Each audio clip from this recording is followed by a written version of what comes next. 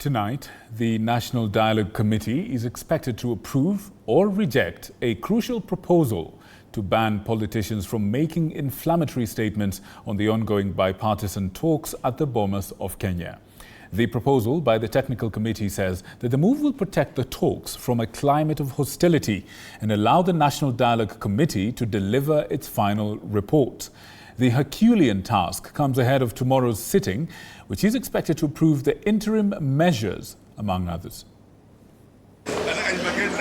Despite the current display of political goodwill from the National Dialogue team, as it embarks on the Herculean task of delivering a report on contested issues between Kenya Kwanza and Azimio,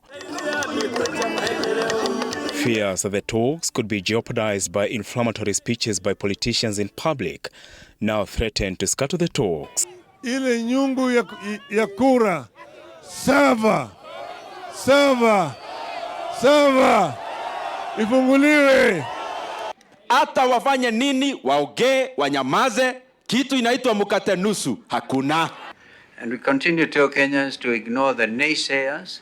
There will always be those who feel threatened for whatever reason by something so illustrious, because this is wonderful work. A concern which is now among a raft of interim measures to be tabled by the technical team for the NDC to approve or reject on Friday, before the technical team embarks on collecting views from Kenyans the entire next week. There is a lot of skepticism around this dialogue, because while the leaders have given their representatives, when you look at the side, particularly the government side, the president and his deputies have made a lot of comments that do not support these talks.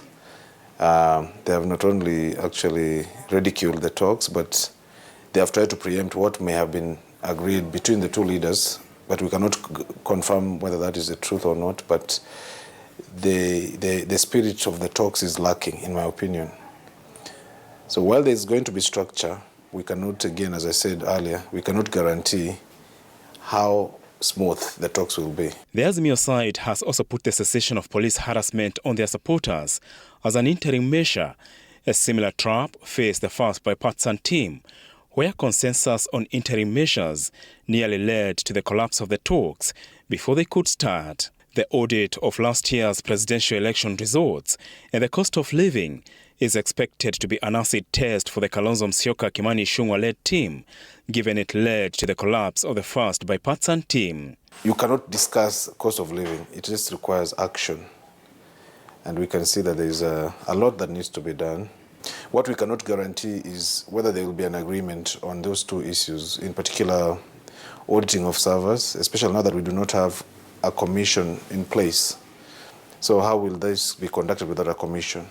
According to the committee's framework of agreement, the final report to be presented to President William Ruto, Raila Odinga and Parliament will contain issues agreed on and not agreed upon, handing a leadership test to the two leaders and Parliament. Apol Kamau, TV 47.